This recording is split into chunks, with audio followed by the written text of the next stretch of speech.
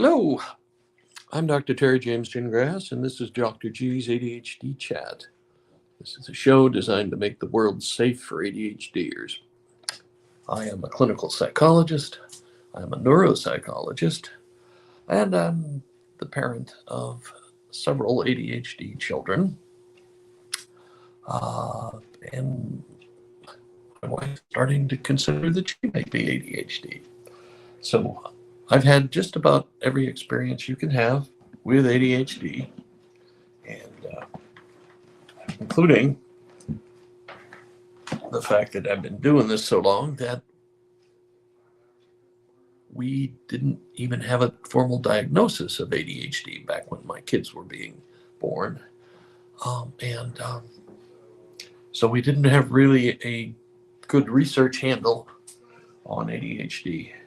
And of course, we didn't have all the fancy toys that they use for research now that let us know about neurotransmitters in the brain and so on. But that's a whole different issue. But I'm also in private practice. Have been for, well, I've been a psychologist for about 40 years. Oh, over 40 now, way over. And I've been in private practice for more than half of that time. And, my practice basically started to center on ADHD. I was the guy in my town for a long time. Now I'm semi-retired and I'm mostly doing coaching. And that's more or less focused on ADHD executives. But back to kids and ADHD. I used to have a lot of parents come in and they'd be upset, thinking their child was going to become a sociopath because he lied so much. This was a boy, so he's okay, I hope. But anyway, because he lied so much. He lies about everything. He doesn't, never admits the responsibility for anything. He even lies when he knows there's no way he can get away with it. And then there's always the homework thing. It's a nightmare getting him to do homework. He hates doing homework. Okay. And he hates school, especially since he started middle school or high school.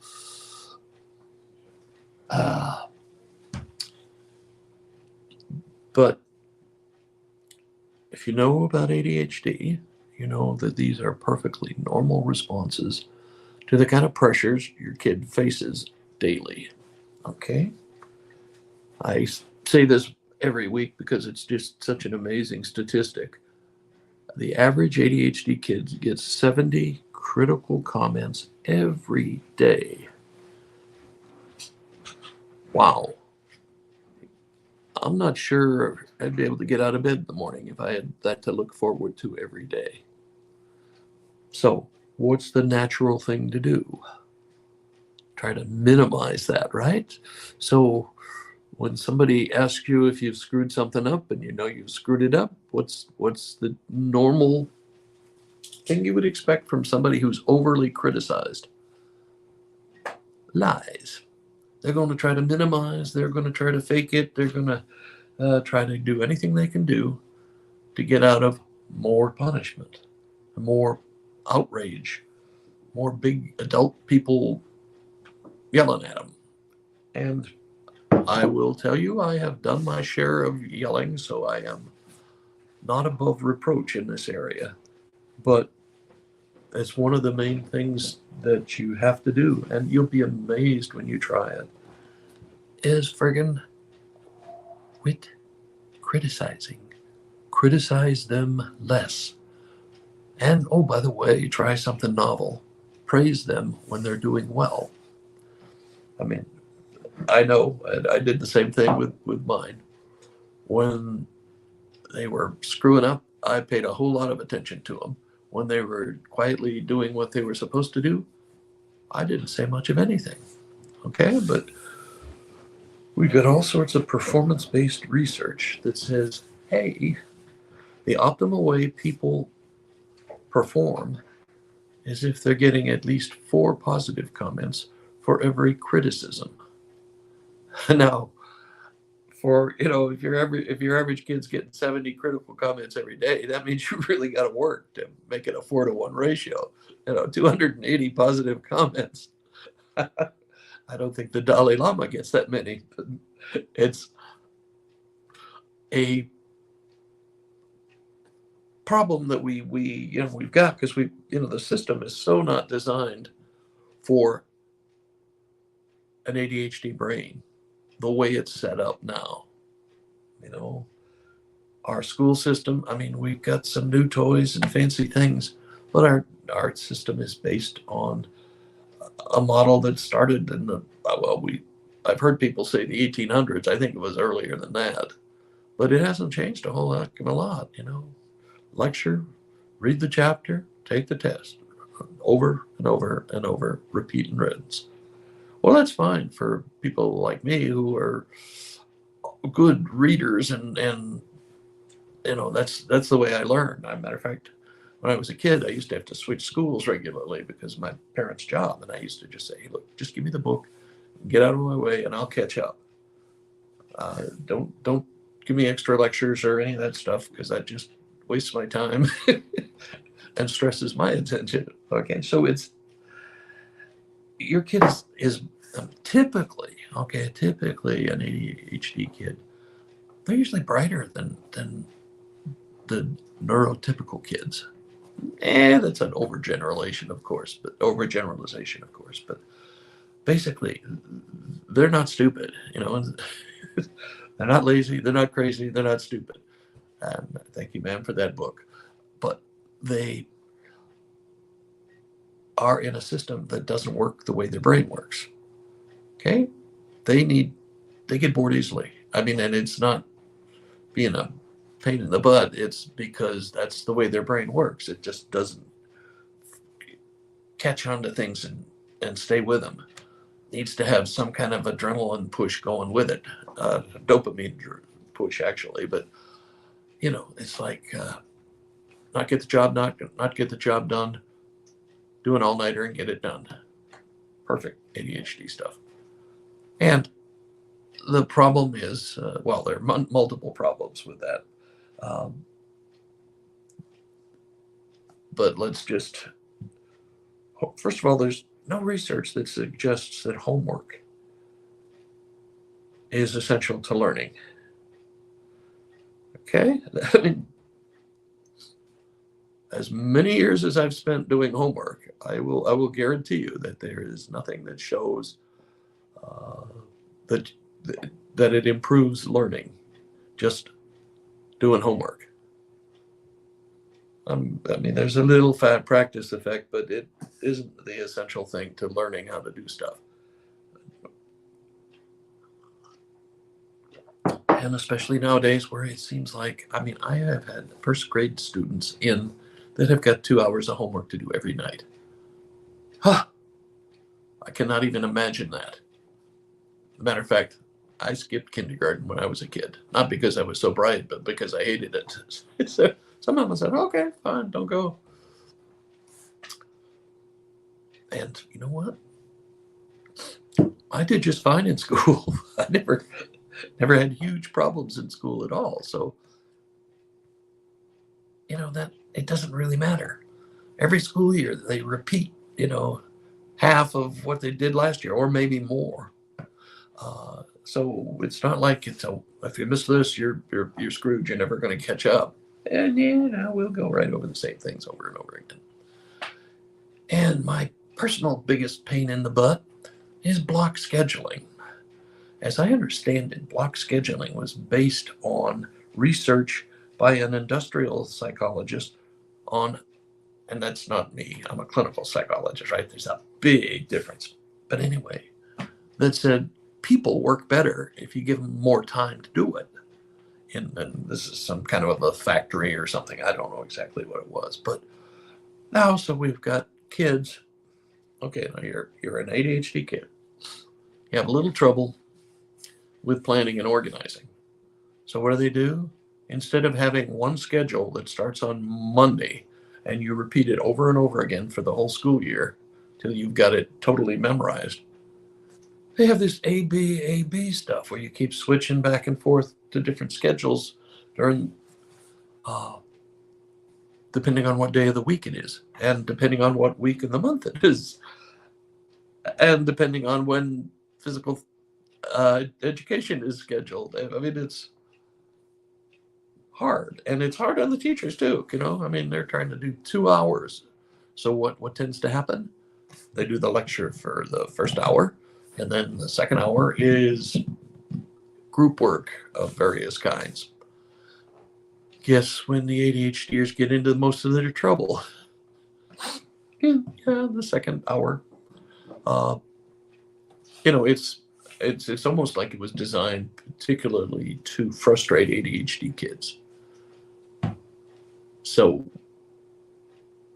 if you have trouble paying attention, first you listen to a longish lecture, and then you're supposed to sit there in the same seat and go over the same kind of stuff again, or slightly different stuff, but you're going over it. You're still going over it with no break in between. No, at least when were 50-minute classes, you had 10 minutes to get from one room to the other and get a little exercise and da da da da da. No, they just said, and so ADHD kids tend to get into trouble during the second hour of a block schedule class. And they tend to forget the stuff that they're supposed to have for each day, depending. I mean, some moms I know have gone with you get a red notebook for this day, or a red book bag for this day, and a blue book bag for the other day, and just hope we can keep up with it. I'm just saying that it's unnecessarily complicated, and it's unnecessarily lengthy, and it's not focused on the way ADHDers learn. And so, the whole 70 critical comments is just set up to be maxed out. And as a parent,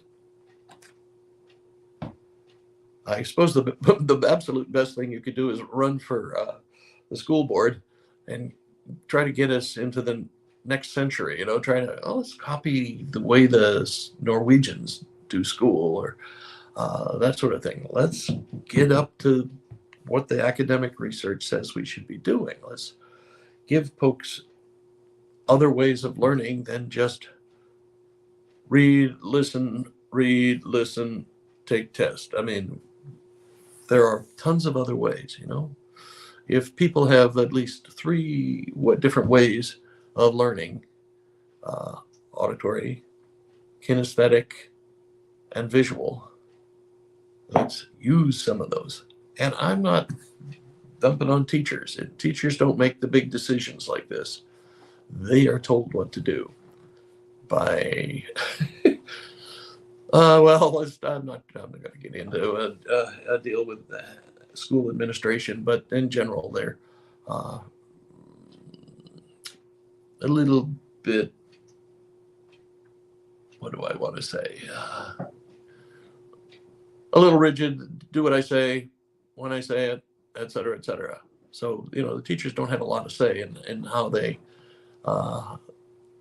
exactly conduct their classes. They're given a lot of guidelines they probably don't really need, or they don't have a lot of permission to deviate. But the thing as parents, other than running for the school board and working on, it doesn't matter if your grandfather used to get up early in the morning when he was in school and go help his dad milk the cows. Our kids don't do that. So we need to, schedule the buses for what works best for their age group. We know teenagers need more sleep than elementary school kids. So why are they going to school first thing in the morning? So they can get out early and go to work? Not really, not for most of them. And we have things like that are not logical, and they're not scientifically verified, and yet we keep doing it because it's habit, or because somebody, getting up early is so invigorating. Not for an ADHD teenager, it's not. And that's a simple change we can make, but we don't, because I don't know why. Uh, so they can have football practice. I don't know. It doesn't. It's not logical. So I mean, the deal you have to do is do the best you can with this system. You can and do what you can to change it, but then also make sure when you're working with your ADHD kid that you're not stuck in critical parent land where you're always like, you did that wrong. What's the matter with you know? No, they don't need that. They get a lot of that. Catch the things they do well. Encourage them that way, because they're more likely to continue to do well, because they Lord knows they want to please you. Unless you've proven to them beyond a shadow of a doubt that it is impossible to do that, then they quit. They give up. They become angry, rebellious, all those other things you don't want. So catch them being good. Find some things that they're doing well. You know, when they're being quiet, what are they doing? I mean, most of these kids are creative as heck. My God, you give my kid was almost like MacGyver. Give him a couple of paper clips, and God knows what he'd come up with or make out of it. Or an old broken toy, and you know, and this was stuff he did on his own. We didn't encourage it. We just, you know, oh look what he made. Okay, encourage that. Encourage their creativity, because by and large, they're pretty creative people. And you need to be positive to them. You need to give them a lot of positive reinforcement. And the homework stuff, you've got to pace. You know, I'm not going to go through a whole rigmarole on this, but the best you can do is to do regular breaks. You know, 30 to 45 minutes of doing the homework, 10-minute or so break where they run in place, do jumping jacks, push-ups, whatever you got, you know, whatever they got. Ride an exercycle, walk around the block, whatever. Just get some of the dopamine flowing again, and then you know go back and break it down. Break it down. They tend to see things as gigantic pieces of stuff that they got to get done. No, you do this much, then we'll stop, and then you do this much, and we'll stop, and so on. You have to keep doing that. Okay, and I think we are. Oh yeah. But be positive. Be a reinforcer for your kiddo, and break things down so that their little ADHD brain, which actually is a little. Well, let's not go into that. But anyway, they're. Like I said, they're as bright as all the other kids, maybe a little brighter. They just see the world in a real different way, more different than you can imagine. Just looking at your kid, they are real different, and not bad ways. I mean, they being in a bad system for them, and a system that doesn't take into account the way their brains work, is tough for them, and it'd be tough for any of us. Okay, like. Well, I'm real comfortable in the regular school system, I mean, except for that block scheduling thing. But, I can read, listen, regurgitate, all that stuff. I'm really good at it. But you give me visual spatial problems, and I'm not so good at it. And okay, but that doesn't hold anybody back in the school system the way it's set up now. But if your kid is a visual learner or a kinesthetic learner, those are the ones who have to learn by doing it. They can learn all about electricity if you make them build an electric motor car, or model one. I'm talking not the big ones, although that would work too. They will learn more about electricity that way than they will reading a book about it, and so on. And matter of fact, there's a school program, or it's a way of teaching which is learning by project, which is, basically is they learn a project. Maybe they learn geometry by figuring out how to do the arch in a roof, that sort of thing. Matter of fact, as I'm always saying, you want to know about geometry, or you want to have a smart aleck teenager telling you, "Oh, I'm never going to use this if I go to work." Watch Tom Silva on This Old House. That man uses more math than scientists, many scientists do. He's a carpenter, if you don't know. So all we can do is do better. And my wishes for you is, to learn a little bit more about what's going on and what you're doing, rather than, a lot of things for ADHDers are more problem based. Oh, yes, temper tantrums. Let's do this. Let's look at the cause. Why are they having temper tantrums? Why is the world not meeting their needs? What is going on with that? Think about that, and then you're onto something. Okay, then you'll get an ADHDer that gets a PhD or a MD or I don't want him to be a lawyer. That's sorry for any lawyers out there, but you want to emphasize the positive, emphasize strengths, learn how to use their strengths. Okay, I'll probably do a little more on that because I was really feeling that. Okay, like I said, I'm Dr. Terry James Gingras. This is Dr. G's ADHD Chat, the show trying to make the world safe for ADHDers. And my website is terrygingrasphd.com. And I'm working on some new goodies for that. I believe I'll be having a membership group shortly. And I also have a podcast. It's available, where you get most of your podcast, Apple Podcast and other places. And